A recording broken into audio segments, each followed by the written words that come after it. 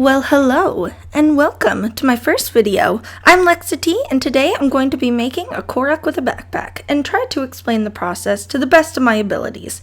Let's get started. Alright, to get started, I built a wire armature for the base, and let this be a fair warning to never cut wire with dollar store scissors.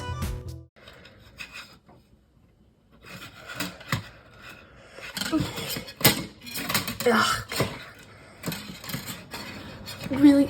Oh jeez. There we go. After building up a little sad excuse for an armature, I began wrapping it in tinfoil and crinkling and shaping till I had the general Korok body shape that I'd like. It's a really good idea to build up a general shape of what you want to sculpt out of wire and tinfoil, as polymer clay can be quite heavy, and this saves you clay and long baking times. After that, I began flattening pieces of clay and placing it on the tinfoil till I have a general shape that I'm happy with. He kind of looks like a little guardian.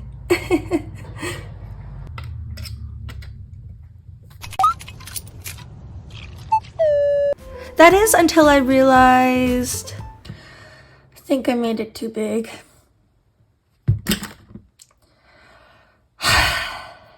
It's totally okay to make mistakes. That just means I have to go back in and peel off the clay and reshape till I get something that I'm happy with.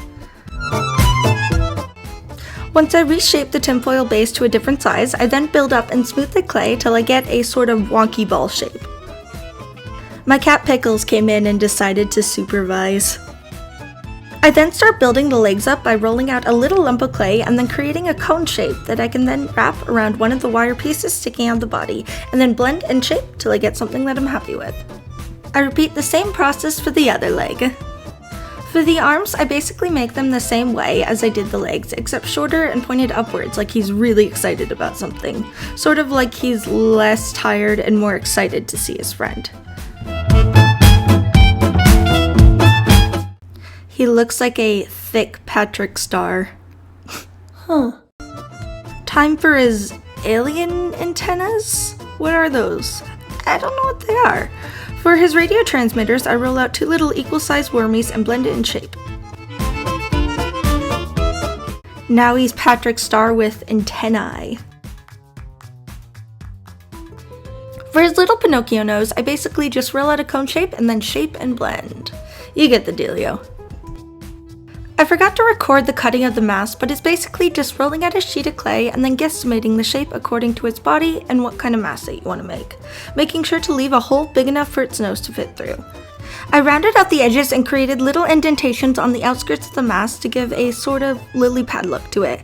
I used a piece of tinfoil crumpled up to lay the mask on to give it a rounded shape so that it would fit snugly on the body when I glued them together, and then into the oven they go.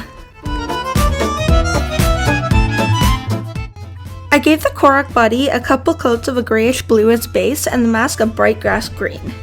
To get the spots, I darkened the blue with a bit more gray and then painted them on. The nice thing about nature and nature type creatures is the patterning is all pretty random. You can go as him or as not him as you want. It's your Korok and you're free to create whatever pattern you'd like on them. For mine, I just painted on random blobs wherever I felt like they should go, using a bunch of reference and pretty much just eyeballing it, trying to make it super organic looking. The mask painting took the longest, but honestly was the most fun and most satisfying to do. It's very similar to the body, just painting in random shapes with a lighter green but with a little more detail, adding yellow details closer to the nose hole and putting lighter green smaller shapes on top of the other shapes. And then finally some little random yellow highlights. Finishing it off by painting on the adorable but wonky eyes. They were accidentally painted on crooked, but it adds to the adorable wonkiness of the character. Happy accidents. I gave both the body and the mask a couple coats of Mod Podge and the Korok is finished. And if you ever wondered what a Korok looks like with the mask off, now you know. It's kind of creepy in a cute sort of way. Backpack time! I didn't really do any measuring, just sort of eyeballed it and cut out some basic little rectangles out of this fleece that I found at the dollar store. I'm not really going to show any sewing footage as I barely know anything about sewing. My sewing job was terribly done and I will most definitely not be of any help to you on your sewing journey. I will, however, list some blanket stitch and pattern tutorials in the description that will be of much better use to you if you do so wish to learn more. With the flap, I just eyeballed it, making it longer than a normal backpack flap as the Korok's little sleepy mat thing will need to be glued to it later. I also did a basic stitch to cinch the backpack. Cut a tiny flap for the front pocket and glued it on with 2-part epoxy because my fingers hurt too much to stitch anymore. I have so much respect for sewers. You guys have patience that I can only dream of. Now he's got a backpack to carry all of his M&Ms. Perfect, he's all packed and ready to go. And probably run into this deer I saw the other day.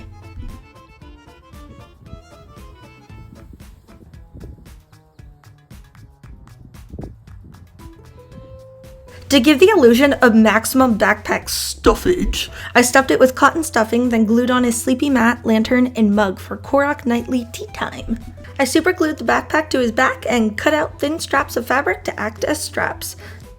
Now, onto the base. I cut out a circle of XPS foam and shaved the sides down till I had a natural looking slope. On my journey to keep this project as affordable as possible but still look very cool, I found a ground terrain tutorial by Midwinter Minis that said to mix coffee grounds and paint and spread that on your terrain to create a realistic ground texture. And it worked amazingly well. I'll leave a link to their video in the description below. Plus, my house now smells like a combination coffee shop and craft store. Now I know why I've never seen a coffee shop and a craft store. It's an interesting smell. And now you've got some cool ground texture. Cat intermission. Can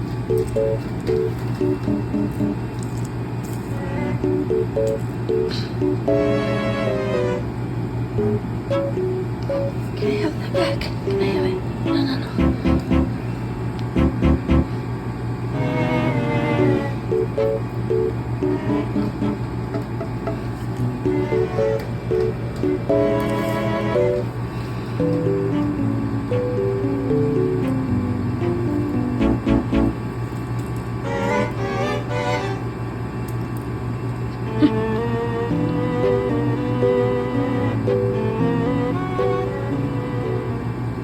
Paint your cool ground texture with some nutmeg brown, give it a wash with black, and then a dry brush with wraithbone, and wham bam, you got dirt.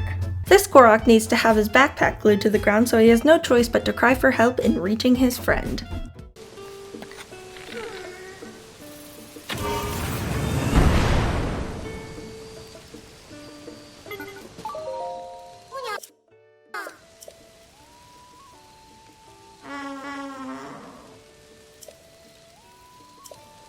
Grass. For the lush greenery surrounding him, I used a static grass applicator, which did not work at all. Save yourself the trouble and just sprinkle fake grass on with your fingers. If anyone has any idea on how to make the static grass thingy work, please let me know in the comments, and also maybe like and subscribe while you're at it. Thank you. Now, on to the final product.